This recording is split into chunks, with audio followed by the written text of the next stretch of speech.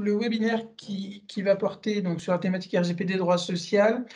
Je vais essayer donc vraiment d'aborder les points importants à connaître pour vous sur cette thématique-là. Alors tout d'abord, un mot de présentation. Le RGPD a constitué un vrai bouleversement dans la... un vrai bouleversement dans les règles applicables en matière de gestion et de traitement des données personnelles, jusque-là, jusqu'à la mise en place du RGPD qui a été mis en place en mai 2018. Les employeurs, les entreprises avaient une obligation d'accomplir des formalités préalables avant la mise en place de fichiers, de traitement de fichiers de données. Donc auprès de la CNIL, on était obligé de demander l'autorisation de la CNIL lorsqu'il y avait des fichiers qui pouvaient porter traitement de données personnelles. Cette obligation de déclaration préalable a été donc supprimée avec le RGPD. Aujourd'hui, il n'y a plus cette formalité à accomplir.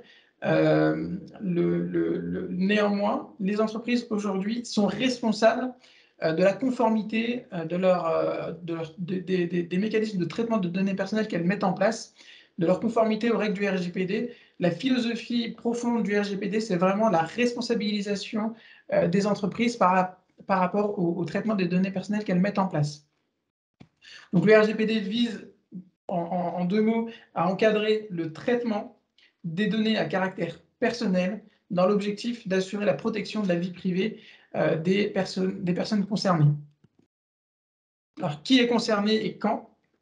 Tout le monde, toutes les entreprises implantées, quelle que soit leur taille, qui sont amenées à gérer des données d'au moins un résident de l'Union européenne. Donc, il n'y a pas de seuil d'effectif. Toutes les entreprises, dès lors qu'elles traitent des données concernant au moins un résident de l'Union européenne, sont visées par l'application des règles issues du RGPD. Et cette obligation s'impose dès lors qu'on collecte des données à caractère personnel. Alors bon, je vais aborder ce que sont des données à caractère personnel, mais dès lors que vous collectez des données à caractère personnel et dès lors que vous avez des salariés dans l'entreprise, vous êtes concerné par les règles issues du RGPD. Donc en réalité, vous êtes toujours concerné par les règles issues du RGPD dès lors que vous avez une entreprise implantée en France et que vous employez du personnel en France. Donc, un mot de définition, qu'est-ce que c'est que des données à caractère personnel? Alors, c'est défini par le RGPD. La définition que vous voyez, c'est la définition issue du RGPD. Les données à caractère personnel sont les données qui vont concerner des personnes physiques identifiées ou identifiables, directement ou indirectement. Les données qui sont directement identifiantes vont être le nom, le prénom, la photo d'identité, l'adresse mail nominative. Les données indirectement identifiantes sont celles qui vont vous permettre d'identifier une personne en recoupant des infos. Donc ça va être le numéro de téléphone, le numéro de sécurité sociale, un numéro de badge, une plaque d'immatriculation, c'est des informations bancaires. C'est des données où si vous faites un recoupement, vous allez pouvoir identifier la personne qui est concernée par cette donnée-là. Les données, alors c'est important puisque les données anonymisées n'entrent pas dans le champ d'application du RGPD. C'est vraiment les données qui vont permettre d'identifier une personne physique particulière. Et un traitement de données, ça va être toute opération qui va porter sur ces données, de la collecte, de l'enregistrement, de l'organisation, de la structuration, de la conservation. Donc la définition du traitement de données à caractère personnel est extrêmement large.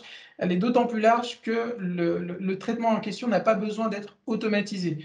Un fichier papier où vous allez noter des informations, par exemple, lors d'une embauche, du nom, du sexe, du prénom, de l'adresse. Un fichier papier, un simple fichier papier est un traitement de données à caractère personnel, donc relève des obligations prévues par les dispositifs RGPD. Alors, j'ai voulu prendre quelques exemples pour essayer de rendre ça concret. Le fichier Excel que vous allez établir pour compiler des déclarations d'accident du travail, notamment parce que vous allez devoir mettre en place un plan de prévention, ce fichier Excel-là est un traitement de données personnelles. Un dossier papier où vous allez enregistrer les désignations des représentants syndicaux dans votre entreprise ou un vivier de candidature concernant une embauche que vous envisagez sont des traitements de données à caractère personnel, donc sont concernés par les obligations du RGPD. En revanche, ne sont pas des traitements de données à caractère personnel.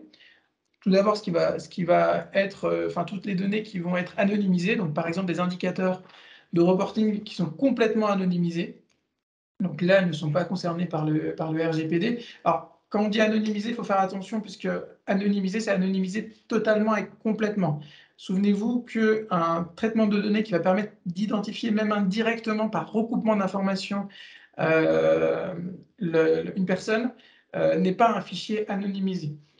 Donc, dès lors que vous allez pouvoir recouper telle personne je ne sais pas, qui a telle voiture immatriculée avec telle plaque, sera concerné par les règles du RGPD. Des fichiers statistiques où il n'y a pas de données personnelles, par exemple sur la répartition homme-femme, ne sont pas concernés, ne constituent pas des traitements de données à caractère personnel. Ces données, pour les entreprises, ces données, vous allez les collecter tout au long de la relation de travail avec vos salariés, au moment du recrutement, parce que vous allez recevoir un CV qui va vous indiquer des prénoms, des noms, un âge. C'est une donnée personnelle que vous collectez. Au cours de la relation de travail, puisque vous allez avoir très certainement des évaluations que vous allez faire annuellement ou tous les 2 ans. Vous allez construire des dossiers disciplinaires. Il va y avoir des plans de formation qui vont être mis en place, des projets de mobilité. Vous allez recueillir des données personnelles au moment de la paie, lorsque vous allez établir les fichiers, les bulletins de paie. Vous aurez les adresses, les numéros de sécu. Au moment du paiement de salaire, puisque vous allez avoir les coordonnées bancaires de vos salariés. Aussi au niveau lorsque vous allez vouloir mettre en place des dispositifs pour assurer la sécurité de vos locaux ou le contrôle de l'activité et du temps de travail des salariés par des dispositifs de badgeage, de la vidéosurveillance ou des géolocalisation. Donc j'ai vraiment voulu vous montrer que au cours d'une relation de travail avec un salarié, à différentes étapes de cette relation, vous serez amené à collecter des données personnelles, donc vous serez amené à être concerné par les règles du RGPD. Alors, quelles sont-elles, ces règles? Il y a plusieurs règles à respecter. Je les ai regroupées par catégorie, par principe. Donc, il y a plusieurs règles à respecter. La première d'entre elles, le traitement que vous mettez en place des données à caractère personnel doit être légal, doit reposer sur l'un des 6 fondements légaux prévus par le RGPD. Vous en avez 6. Et en matière RH, 3 vont pouvoir vous servir de fondement à la mise en place de ce traitement de données à caractère personnel. Il va y avoir l'exécution du contrat. Vous aurez besoin de données du salarié pour exécuter le contrat, ses coordonnées bancaires pour payer sa rémunération, par exemple. Donc, l'exécution du contrat de travail est un fondement légal qui justifie que vous mettiez en place des traitements de données à caractère personnel. Vous avez des obligations en tant qu'employeur, des obligations de déclaration auprès des administrations sociales ou fiscales, auprès des administrations sociales et fiscales pour le prélèvement des cotisations et pour le prélèvement à la source. Lorsque vous embauchez un salarié, vous allez devoir réaliser une déclaration préalable à l'embauche qui va contenir également des données personnelles. Cette obligation légale vous oblige donc à collecter des données personnelles. C'est un fondement qui justifie que vous les collectiez, l'obligation que vous avez de vous conformer à votre obligation. À vos obligations déclaratives. Et le troisième fondement, qui est un fondement qui est très utilisé en pratique, qui va être que vous allez collecter des données personnelles parce que vous en avez besoin pour poursuivre un intérêt légitime. Alors, il faut que cet intérêt ne contrevienne pas aux droits fondamentaux des salariés. Ça va être par exemple lorsque vous allez mettre en place, donc j'ai pris cet exemple-là, un contrôle d'accès à vos locaux ou aux outils informatiques. Qui va vous permettre d'assurer la sécurité des biens, des locaux et des personnes. Donc, vous pouvez être amené à collecter des données personnelles à cette occasion-là, justification d'identité notamment, sachant que des données de connexion peuvent être aussi considérées, donc une adresse IP, peuvent être considérées comme une donnée à caractère personnel. Donc, le fait que vous les mettiez en place pour contrôler l'accès à vos outils vous poursuivez dans ce cadre-là un intérêt légitime, donc ça justifie la mise en place de ce traitement de données à caractère personnel. Donc, en réalité, pour exécuter un contrat de travail, l'exécution du contrat de travail vous permettra de collecter des données personnelles, donc vous êtes autorisé à collecter ces données. Je vous l'ai dit, il y a 6 fondements. 3 concernent essentiellement les employeurs. Un 4e qui va concerner plus spécifiquement ce qu'on appelle les données dites sensibles. Dans ce cadre-là, vous allez devoir avoir besoin du consentement éclairé du salarié pour collecter les données considérées comme sensibles. Les données sensibles vont porter sur ses convictions politique, religieuse, son origine, ses activités syndicales, sa santé, des données concernant la santé des salariés. Pour ce type de données-là, il vous faudra requérir le consentement. Les 2 autres fondements légaux concernent l'intérêt public et concernent la sauvegarde des intérêts de la nation, donc concernent moins les entreprises.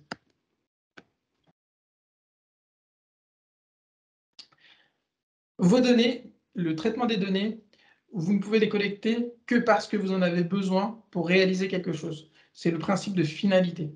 Le traitement de données doit répondre à une finalité. Vous ne pouvez pas les collecter comme ça, au cas où vous en auriez besoin. C'est parce que vous en avez besoin pour un objectif précis que vous collectez ces données.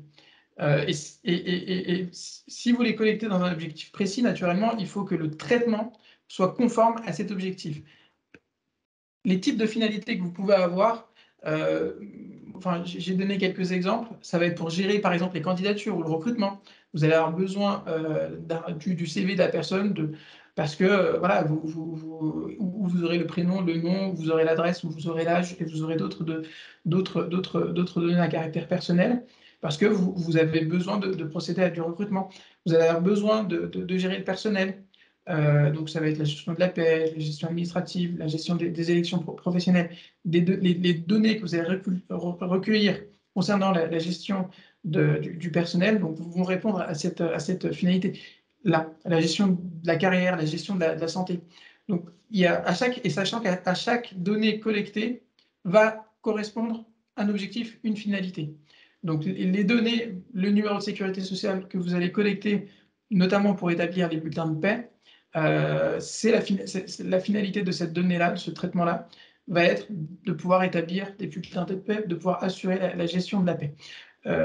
Donc voilà, chaque traitement de données, il faut retenir ce principe-là, doit répondre à une finalité précise. Vous en avez différentes sortes, la gestion du personnel, la gestion des carrières, la gestion des candidatures, mais le principe est que chaque traitement de données ne peut pas se faire comme ça, il faut qu'elle réponde à une finalité et qu'ensuite, le traitement qui en est fait corresponde à cette finalité. L'autre grande règle à respecter, c'est une règle extrêmement importante qui est appelée donc le principe de minimisation. Vous ne pouvez pas collecter toutes les données.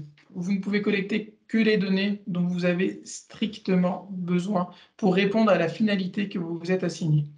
Donc, vous ne pouvez pas recueillir. C'est important puisque c'est l'un des points souvent lorsque la CNIL procède à des contrôles où elle va sanctionner les entreprises qui collectent trop de données alors qu'elles n'en ont pas forcément besoin de tout. Donc, soit les informations utiles et pertinentes pour répondre à la finalité que vous vous êtes assignée doivent être collectées.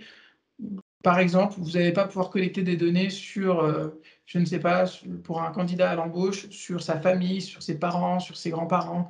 Vous n'en avez pas besoin pour procéder à cette embauche-là. Ce type de données-là, vous ne pouvez pas le collecter. Vous ne pouvez prendre que les données dont vous avez strictement besoin. Et vous ne pourrez pas recueillir des données sensibles du salarié, sauf son consentement express. Sauf si celui-ci vous a donné son consentement express, et de même parce que vous en avez strictement besoin pour répondre à une finalité précise. Autre grande règle, qui est la limitation de la durée de conservation des données collectées. Alors c'est une règle à mettre en place, c'est une règle qui peut être délicate à mettre en place, puisque ce n'est pas toujours clair de savoir quelle va être la durée de conservation des données collectées. Quoi qu'il en soit, vous devez impérativement fixer une durée de conservation précise pour chaque type de données collectées. Il y a des données, il y a des durées qui vont répondre à des obligations légales. Par exemple, pour le dispositif tout dispositif de contrôle d'accès aux locaux, type vidéosurveillance, type badgeage, vous devrez supprimer les données dans un délai de 3 mois. Vous ne pouvez pas conserver des images issues de vidéosurveillance plus de 3 mois après les avoir enregistrées. Pour tout ce qui relève du contrôle du temps de travail des salariés, vous avez une obligation de conserver ces données pendant au moins 5 ans, notamment pour répondre à vos obligations en matière d'éléments de rémunération. Donc, il y a certaines données où vous aurez des obligations légales précises en matière de durée de conservation. D'autres, ce ne sera pas le cas. Le plus souvent, vous aurez besoin de ces données, vous allez conserver les données le temps que vous en avez besoin, et vous en aurez besoin tant que le contrat s'exécute. Donc, pour toutes les données qui relèvent de la gestion du personnel, le plus souvent, la durée de conservation des données va être celle du contrat de travail. Donc, généralement, à la rupture de ce contrat, vous n'aurez plus besoin de ces données, vous ne les utiliserez plus. À ce moment-là, vous pourrez les supprimer ou les archiver, sachant que l'archivage, ce n'est pas simplement indication de dossier archivé, il faut réellement limiter l'accès aux dossiers qui sont archivés à des personnes spécifiquement dédiées. On ne peut pas avoir accès librement pour que l'archivage soit considéré comme étant réellement réalisé. Il doit être fait de façon complète et entière, donc avec une limitation d'accès en particulier aux dossiers archivés.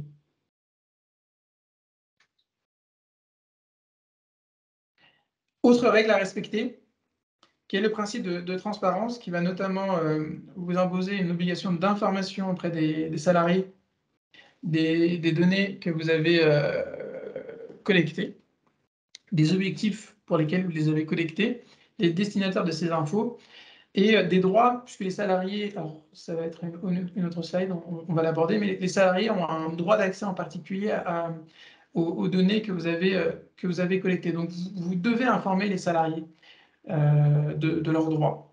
Vous devez informer les salariés des traitements de données mis en place et des objectifs poursuivis par ces traitements et des destinataires. Par exemple, lorsque vous allez devoir faire la paie, très souvent, les destinataires des données que vous allez collecter concernant les salariés vont être vos experts comptables. Il faut que les salariés soient informés de cela.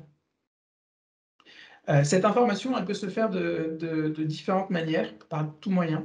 Ça peut être une annexe RGPD au contrat de travail, ce qui est très souvent pratiqué. En tous les cas, nous, c'est ce qu'on met en place pour nos clients. On a toujours un article ou une annexe qui va détailler les traitements de données mis en place, les finalités poursuivies, les destinataires de celles-ci, et qui va informer les salariés sur leurs droits. Ça permet de répondre dès l'embauche à cette obligation-là d'information. Mais ce n'est pas le seul moyen d'informer le salarié de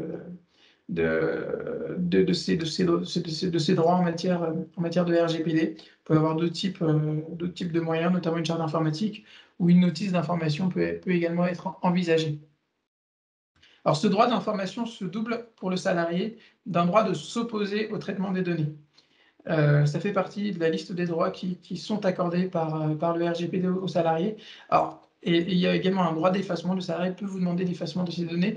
Il y a une limitation au droit de s'opposer au traitement de ces données et à ce droit-là de demander l'effacement des données, qui va être de justifier d'un motif légitime et impérieux.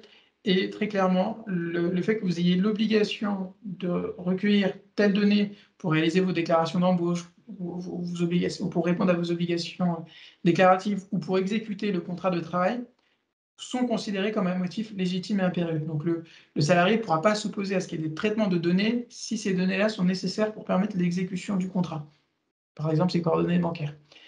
Donc voilà, il a un droit de s'opposer au traitement de ces données, mais un droit qui reste limité.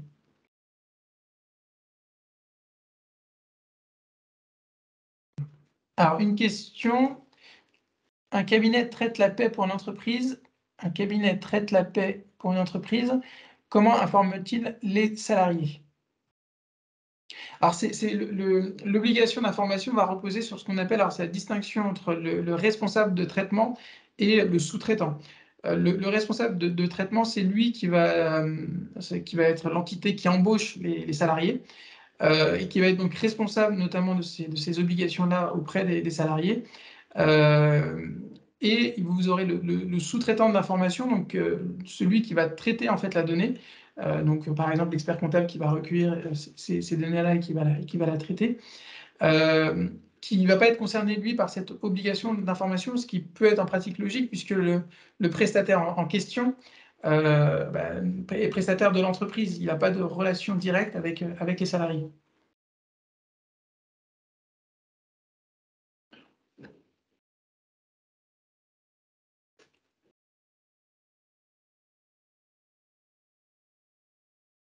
Dernière grande règle à respecter en matière de RGPD, après le principe de licéité, le principe de finalité, le principe de transparence et le principe de minimisation.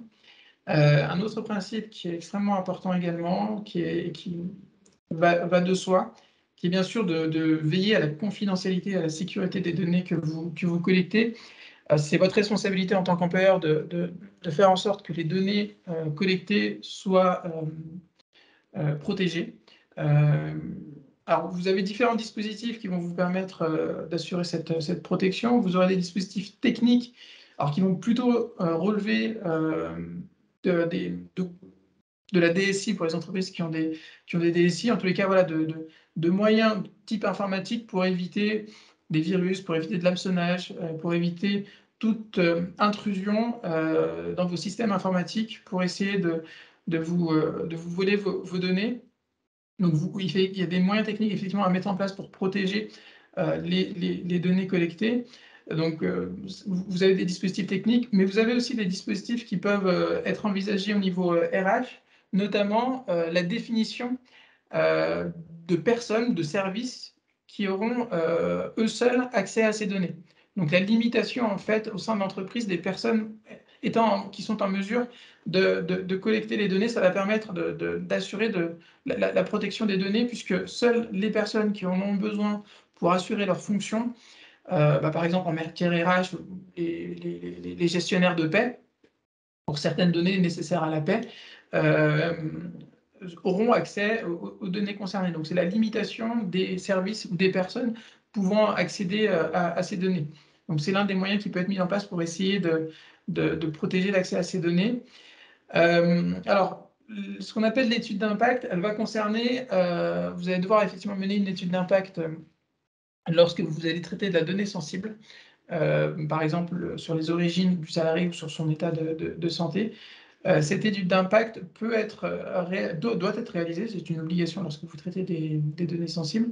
Elle peut être réalisée en collaboration, en lien avec ce qu'on appelle le délégué à la protection des données, le DPO, qui pourra vous accompagner dans cette étude d'impact.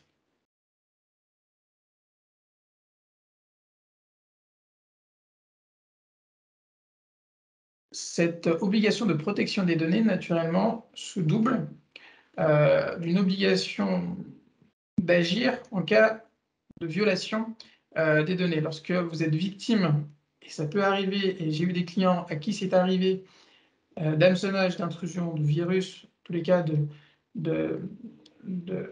d'intrusion dans vos systèmes qui ont permis la captation de données à caractère personnel, il faut savoir que vous devez impérativement informer la CNIL.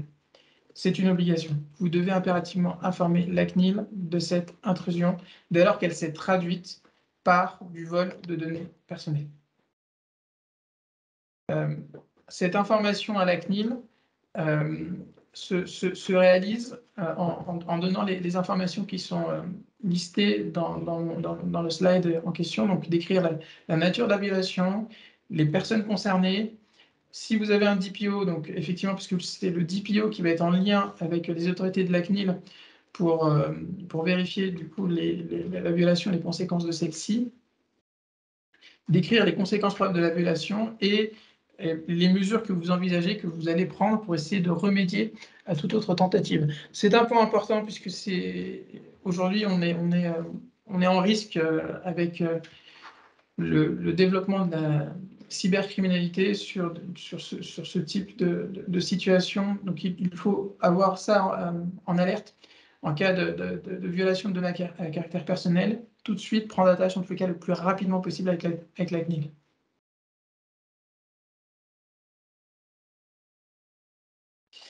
Alors, donc j'ai voulu vous balayer les grands principes applicables, donc les grandes règles applicables en matière de respect des données à caractère personnel, de traitement des données à caractère personnel. L'idée également, c'est de vous permettre, au travers d'une certaine méthodologie, de vous mettre en conformité avec vos obligations en la matière. Donc vous aurez un certain nombre d'actions à mettre en place pour vous mettre en conformité avec les obligations que nous avons vues. La première d'entre elles, c'est un travail de recensement. C'est d'abord d'essayer de regarder en interne ce qu'on a comme données personnelles et quels sont les traitements qu'on a mis en place pour collecter ces données personnelles. Donc, savoir quelles sont, vous, les données personnelles que vous avez en interne, les recenser, les connaître. Et ensuite, après ce travail de recensement, alors vous aurez l'obligation de mettre en place ce qu'on appelle un registre de traitement des données, où vous aurez un certain nombre d'informations à édicter. Alors, ce registre de traitement des données est obligatoire pour les entreprises de plus de 250 salariés, mais pas seulement. C'est indiqué après. Pour les entreprises de moins de 50, s'il est vrai que vous n'avez pas l'obligation de mettre en place ce traitement de données à caractère, ce registre de conformité, ce registre de traitement de données, en réalité, vous aurez l'obligation de le mettre en place, c'est mes exceptions, même si vous êtes moins de 250 salariés, lorsque votre traitement est susceptible de comporter un risque pour les droits et libertés des personnes. On peut mettre ça de côté en imaginant que vous n'êtes pas concerné par ce risque-là. L'autre point, l'autre exception qui est importante et où vous êtes concerné, lorsque votre traitement n'est pas occasionnel. Donc, si votre traitement n'est pas occasionnel, vous aurez l'obligation de mettre en place ce registre de traitement. Et un traitement de données à caractère personnel qui va être mis en place tout au long d'une relation de travail est un traitement de données qui n'est pas occasionnel. C'est un traitement qui n'est pas occasionnel. Donc vous relevez, y compris si vous êtes une entreprise de moins de 250 salariés, également, vous aurez l'obligation de mettre en place ce registre lorsqu'effectivement il y a des données sensibles. Donc, vous aurez l'obligation de mettre en place ce registre de traitement des données dès lors que votre traitement de données n'est pas occasionnel et s'il porte sur des traitements de données qui va s'appliquer pendant toute la relation de travail. Et en réalité, dès lors que vous avez du personnel, vos traitements de données porteront sur toute la durée d'exécution du contrat de travail, vous devrez mettre en place ce registre de traitement de données. Alors, il y a effectivement toute une liste d'informations à mettre en place. Alors, ce registre de traitement de données, ça peut parfaitement être un tableau Excel. Ça peut parfaitement être un tableau Excel où vous allez par catégorie essayer effectivement d'indiquer les différentes mentions obligatoires de ce registre-là. Donc, le nom et les coordonnées du responsable du traitement, du sous-traitant ou du DPO lorsqu'il y en a un. Le responsable de traitement, c'est, comme je vous l'ai dit, c'est en pratique l'entité qui embauche les salariés, donc la société. Vous allez détailler les finalités du traitement. Donc, comme on a pu le voir au début, la gestion de carrière, la réalisation de l'embauche, la gestion des paies. Donc, sachant qu'il faut que les finalités soient rattachées à chacune des données collectées. Les catégories de personnes concernées par ces données, les salariés. Les catégories de données collectées, coordonnées bancaires, numéro de sécurité sociale, adresse, des choses comme ça. Les catégories de destinataires, donc là, ce sera par exemple les prestataires paient lorsque c'est externalisé, les experts comptables, l'URSSAF, l'administration fiscale. Ce sont les destinataires des données personnelles que vous allez collecter. Les délais prévus d'effacement des données, c'est ce qu'on a vu sur la durée de conservation. Et les mesures que vous avez mises en place sur le plan technique et organisationnel pour garantir la sécurité de ces données. Donc, pensez au registre qui est un élément extrêmement important et qui, en cas de contrôle de la CNIL, va être demandé. Il faut ensuite informer les salariés. Donc ça, on l'a vu. L'information des salariés, on a vu qu'elle pouvait se faire par différents modes de diffusion. Alors, quelles sont les informations qui doivent être communiquées aux salariés? On va revenir sur ce qu'on a déjà vu, notamment sur le registre de traitement, le responsable de traitement, les finalités, alors la base juridique du traitement également, donc exécution du contrat de travail, répondre à nos obligations légales déclaratives, les destinataires des données, ou la catégorie de destinataires, la durée de conservation et les obligations, le fait que les salariés ont des droits. Le fait que les salariés ont des droits par rapport au traitement de données mis en place. Donc le droit d'accès à ces données, c'est le premier droit dont dispose le salarié. Alors je l'aborderai ensuite, mais c'est un point important qui aujourd'hui se retrouve notamment dans les contentieux prud'homaux qu'on peut avoir. Et il y a toute une stratégie qui est mise en place par les avocats pour collecter les données, pour demander l'accès, enfin la communication des données collectées par les employeurs au long de la relation de travail avec les salariés. Et alors moi, lorsque j'interviens pour les salariés, je me fais un malin plaisir effectivement à le demander, et notamment à demander aux employeurs de me communiquer les données de connexion des salariés à leur poste de travail. Les données de connexion, vous avez une adresse IP, c'est une donnée à caractère personnel, donc le salarié peut demander l'accès à celle-ci. Et donc, je suis amené à le demander, notamment pour essayer de démontrer le temps de travail des salariés lorsque j'ai une demande, notamment de rappel de salaire sur heures supplémentaires. Donc, le premier droit, c'est le droit d'accès aux données que vous avez collectées. Le droit d'en demander la rectification si les données sont erronées, mauvaise adresse, mauvaises coordonnées bancaires, mauvais numéro de sécu. Le droit de demander l'effacement, avec la limite qu'on a vue sur le fait que les données dont vous avez impérativement besoin pour exécuter le contrat ou pour répondre à une obligation légale, vous ne pouvez pas les effacer puisque vous en avez besoin. De même, pour le droit de s'opposer au traitement, le salarié a le droit de s'opposer au traitement avec cette limite-là. Alors, il y a un droit aussi qui est prévu par le RGPD, qui est le droit à la portabilité des données. Il peut demander à récupérer ces données pour les transmettre notamment à un nouvel employeur. Et il faut informer le salarié de son droit d'introduire une réclamation auprès de la CNIL lorsqu'il considère que les traitements des données ne répondent pas aux obligations prévues par le RGPD.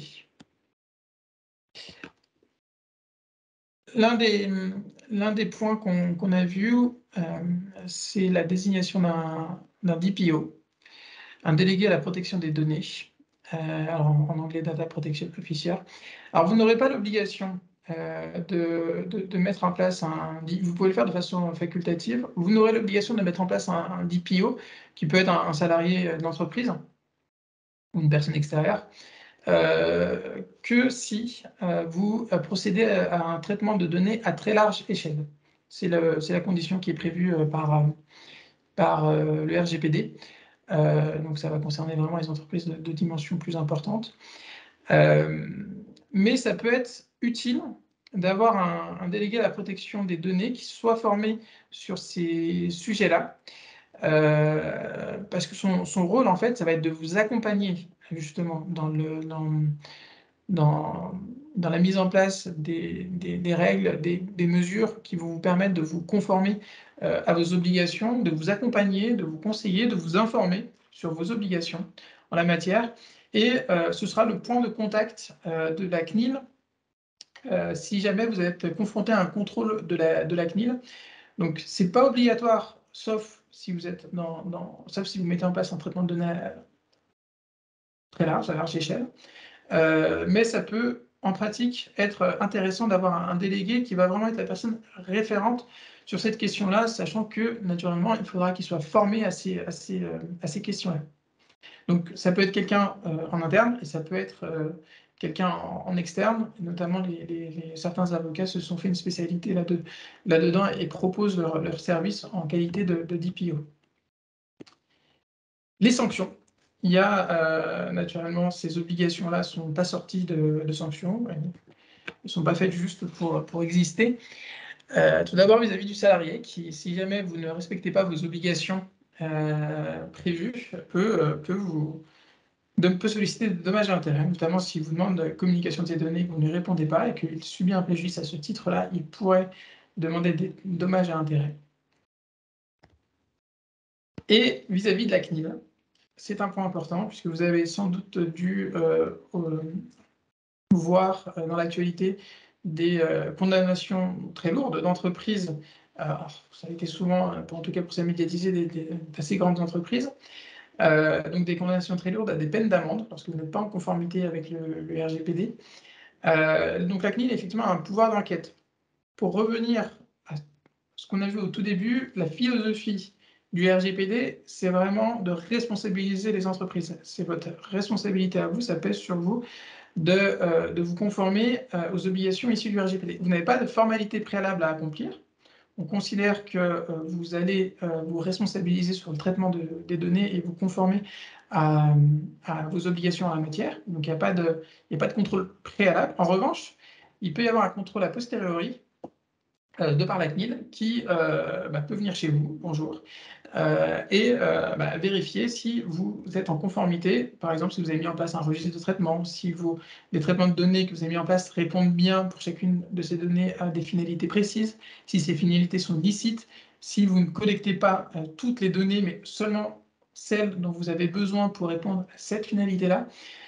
Donc, vous pouvez être confronté à un contrôle de la CNIL sur place qui va donc vérifier la conformité de vos données. Alors, elle peut prononcer des sanctions administratives. Alors, la peine d'amende qu'on a vue qui peut être très lourde, ça peut aller de 10 ou 20 millions à 20 millions ou 2 ou 4% du chiffre d'affaires annuel mondial de l'exercice précédent. Donc, ça peut être des peines d'amende qui sont très lourdes, 2 ou 4% de votre chiffre d'affaires de l'année dernière.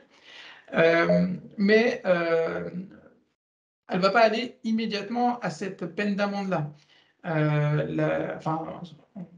Sauf peut-être en fonction des situations, mais la CNIL a quand même une large palette de mesures à sa disposition pour veiller à ce que les entreprises se conforment. Donc, probablement, si vous êtes confronté à un contrôle de la CNIL, dans un premier temps, vous allez recevoir ou un avertissement ou une mise en demeure d'avoir à vous conformer sur certains des points d'irrégularité qui auraient été relevés aux obligations issues du RGPD. Donc, on ne va pas aller automatiquement à une amende. S'il y a récidive, si on vous a mis en demeure, que vous n'êtes pas conformé, qu'on revient, qu'on vérifie, qu'on constate que vous n'êtes toujours pas en conformité, qu'à ce moment-là, effectivement, vous pourrez encourir une peine d'amende. Donc, la peine d'amende est une possibilité, il faut le savoir, c'est très clair. Vous pouvez regarder dans l'actualité sur ce sujet-là, il y a eu plusieurs entreprises qui ont été condamnées à ce titre-là, mais la CNIL ne va pas aller immédiatement et spontanément à cette amende-là lorsqu'elle va procéder à un contrôle chez vous et que vous n'êtes pas en conformité. Elle peut parfaitement en fait, vous mettre en demeure de vous conformer à vos obligations en la matière.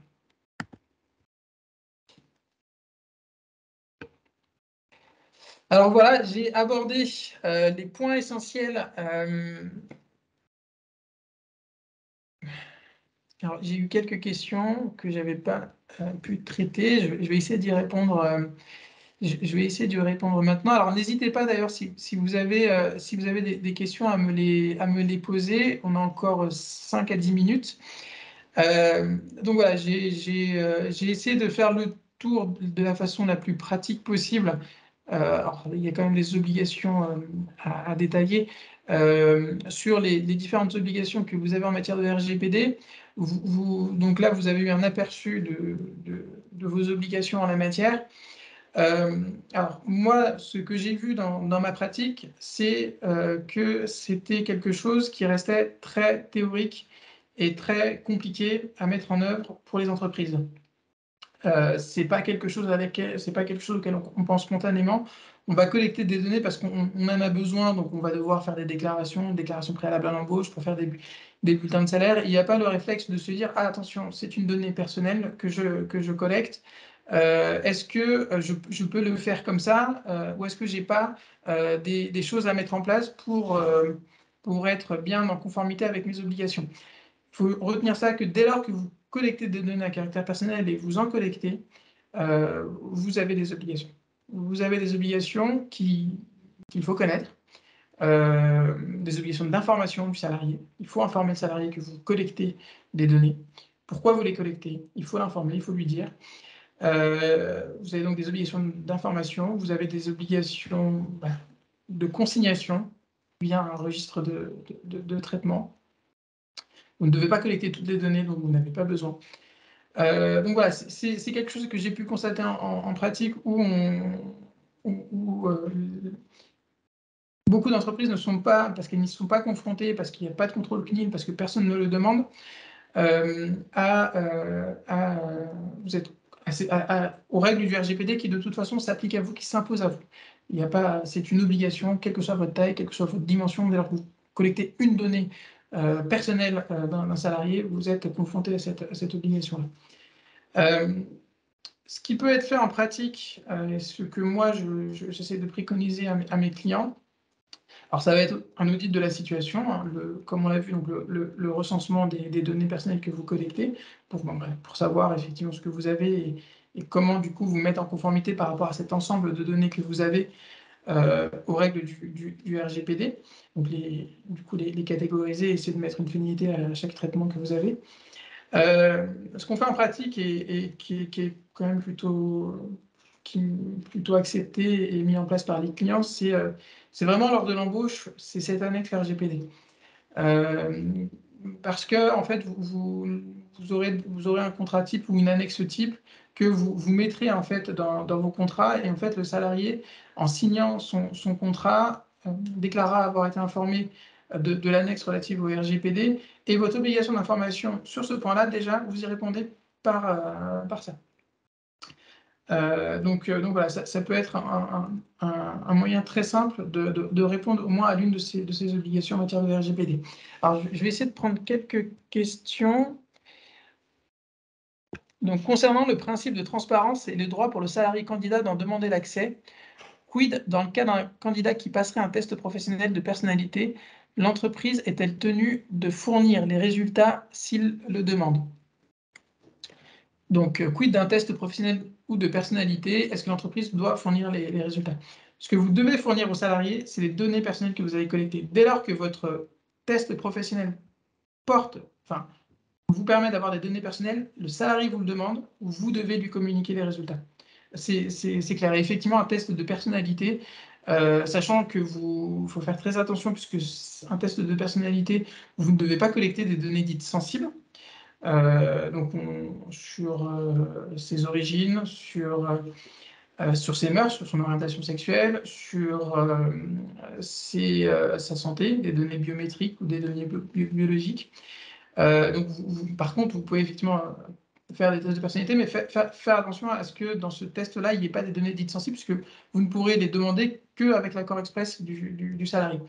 Pour ce qui est du résultat du test, oui, et nécessairement, en fait, un test de personnalité, vous aurez des données à caractère personnel. Donc, vous informez le salarié qu'il a le droit de le demander. Si le salarié le demande, vous devez répondre à sa demande. Est-ce que j'ai d'autres questions? C'est un sujet qui rebute les entreprises. Effectivement, c'est un sujet qui, quand j'en parle à mes clients, c'est la réaction que j'ai.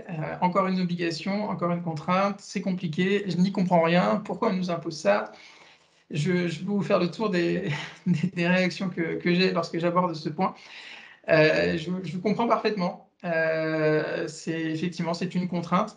Après, si vous mettez en place une certaine méthodologie et un process, vous verrez que ça se fait tout seul. C'est une contrainte, certes, mais ça se fera tout seul.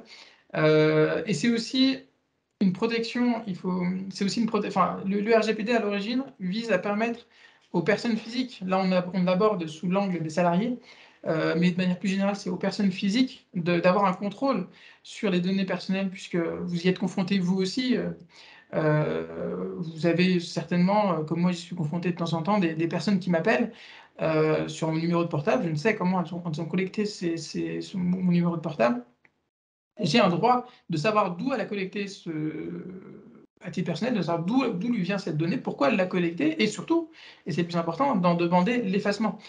Donc c'est vrai que c'est une contrainte, mais c'est aussi une protection qui est mise en place pour les salariés, pour les personnes physiques de façon plus large, vous permettant d'avoir le contrôle de vos données personnelles et d'en demander l'effacement lorsque les données qu'on a sur vous ne sont pas nécessaires, ne répondent à aucune finalité, ou alors ne répondent pas à une finalité qui est licite. Voilà, mais vraiment avec une méthodologie qui est mise en place ça se fait vraiment, enfin, je dirais pas tout seul, parce qu'il y a des obligations, mais la méthodologie permettra d'être beaucoup plus serein, beaucoup plus à l'aise avec ces obligations-là. Dans le cas d'une demande d'accès, faut-il donner les logs de connexion à son espace, les emails dans lesquels on parle de lui, mais il n'est ni destinataire ni émetteur? Alors, c'est c'est quelque chose qui est pour l'instant pas encore répandu chez les avocats, mais vraiment, je vous le dis, ça va venir puisque parce que les avocats ont un principe enfin, voilà, lorsqu'ils identifient un droit pour les salariés et lorsqu'ils accompagnent un salarié, qui sont censés faire en sorte de défendre au mieux leurs intérêts. Dans le cadre des contentieux prud'homaux, moi je le fais, hein, et j'imagine que d'autres confrères le font.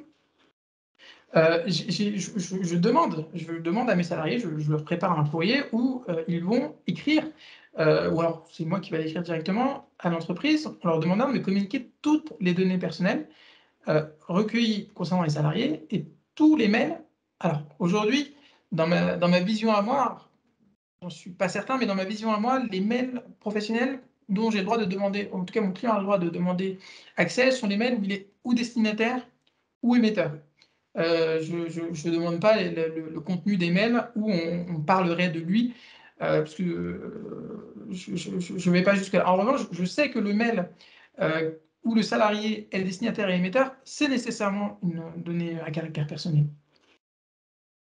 Donc là, j'en demande l'accès et vous êtes censé répondre à ma demande de communication. Et donc, effectivement, me communiquer. De même pour les identifiants de connexion. Alors, je ne sais pas si ça correspond au log. C'est une donnée personnelle puisque vous allez avoir une adresse IP qui va être connectée à un temps de connexion. Donc oui, si je le demande, vous êtes censé devoir me le communiquer. Alors, je ne le fais pas pour vous dire, attendez-vous à ce que je vous demande ça. Bon, je fais du salarié, mais j'en fais pas non plus toujours. Mais en tout cas, voilà, ça fait partie des stratégies mises en place qui existent pour permettre de construire un dossier avec un salarié. Lorsque je suis côté inverse, lorsque je suis côté entreprise et que... Alors, je n'ai pas été confronté à des demandes émanant de confrères lorsque moi j'intervenais en côté entreprise. Mais naturellement, lorsque vous êtes confronté à cette demande-là, il va falloir être très vigilant sur la réponse à apporter, sachant que vous avez une obligation de répondre. Vous ne pouvez pas ne pas répondre, puisque vous avez un délai en fait pour répondre à la demande du salarié. Si vous ne répondez pas à cette demande-là, le salarié peut vous demander des dommages et intérêts parce que vous ne respectez pas l'un des droits qu'il a, qui est de demander l'accès à ces données. Donc, il pourra vous demander des dommages et intérêts à ce titre-là. Donc, vous ne pouvez pas ne pas répondre à la demande. Quitte à préparer la réponse, mais en tout cas, vous ne pouvez pas ne pas répondre à la demande. C'est une galère, comme vous dites, sur les logs. Les logs, c'est plutôt pour démontrer le temps de travail, par exemple. J'imagine que oui, mais c'est une galère pour les entreprises. C'est effectivement, en pratique, c'est quelque chose qui peut être très compliqué à mettre en place, mais ça fait partie des données interpersonnelles qu'il faut communiquer aux salariés s'ils le demandent. Alors, je ne sais pas s'il y a d'autres questions. On va arriver au terme de notre présentation. J'imagine. Alors, si vous n'avez pas d'autres questions, bah, écoutez, on va conclure. Alors, vous avez mes coordonnées, donc n'hésitez pas si vous avez besoin d'informations complémentaires à m'envoyer un mail. Alors, c'est une donnée à caractère personnel, mais que je vous communique librement. Donc voilà, n'hésitez pas, moi je suis à votre disposition si vous avez besoin d'informations complémentaires sur ce sujet-là. En tout cas, voilà, j'espère que ça vous a permis d'avoir une compréhension, enfin cette vue d'ensemble vous a permis d'avoir une meilleure compréhension des obligations issues du RGPD. Sachez voilà, que j'ai vraiment balayé ça pour vous permettre d'avoir un maximum d'informations sur les différentes obligations qui existent, mais voilà, le temps imparti ne me permet pas d'aller dans le détail concret des différentes obligations. Donc, en tout cas, voilà, j'imagine que enfin, j'espère que ça vous a intéressé et que vous aurez effectivement une meilleure compréhension aujourd'hui des obligations en la matière. Si besoin d'informations complémentaires, n'hésitez pas. Merci beaucoup.